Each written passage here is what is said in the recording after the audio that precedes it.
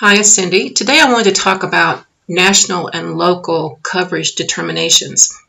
In auditing our coding classes, I think that's not covered enough, both coding and reimbursement classes. Providers, facilities, and coders need to be aware of what the government is going to pay for and what it is not going to pay for. This needs to be determined before the procedure is done.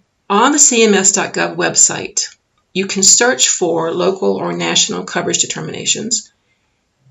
That's what I'm going to show you today. When you're working in a facility, that information is going to be really accessible to you because it's so important. If we go to the CMS.gov website, and in our search bar, we're just going to type NCD. That takes us here to the National Coverage Determination, or NCD, Alphabetical Index. If we scroll down here, you can find all the things you want to find.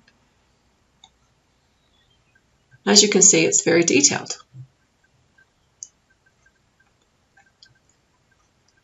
Likewise, you can search local coverage determinations, and you can do that by state.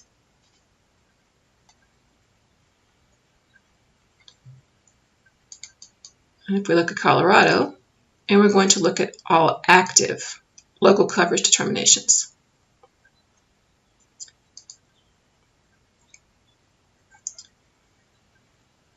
And here you get to the MACs, which is the Medicare Administrative Contractor, and all the different things there. This is for Colorado. And if we're looking at Part A,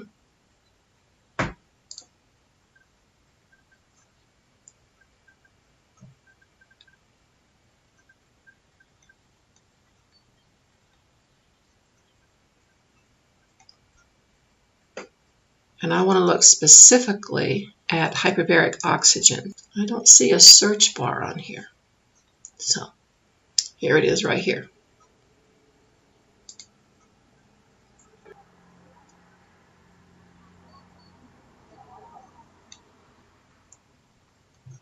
This is where we would go in to find information.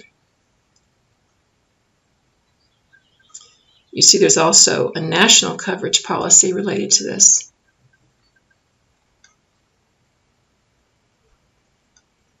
Here we get some background or general information about hyperbaric oxygen therapy.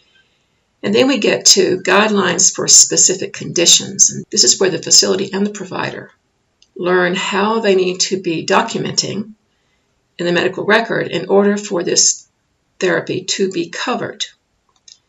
If we scroll down, you can see all the different things that they're talking about.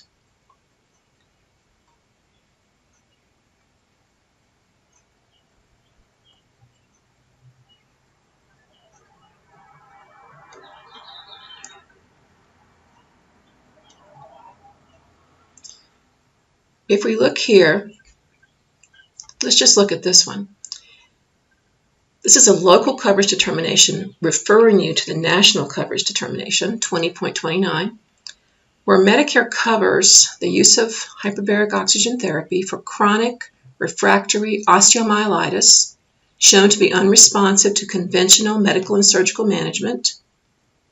Inherent in this statement is osteomyelitis must be chronic and refractory. In other words, it's not responding to what is usually a standard of care. Then it says, i.e. prolonged antibiotics therapy, directed by appropriate cultural sensitivity, drainage of abscesses, immobilization of the affected extremity, and surgical debridement. This documentation is in place that you have tried standard of care management and the patient is not responding. So that's an example of how you might look it up.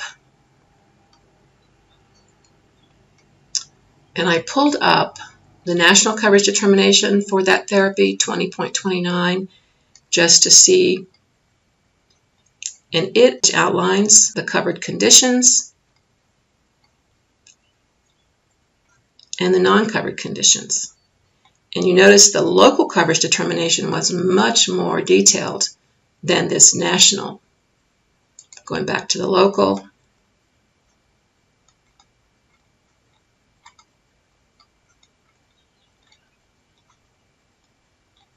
you see all these specific conditions. So this is just an example I want to show you of how you might find national and local coverage determinations. There's also a policy and procedure in this module for this week that I want you to read over, just to be aware there will be policy and procedures related to this where you're working. Thank you so much. Have a good day. If you have any questions, please post them in discussion board. Thank you.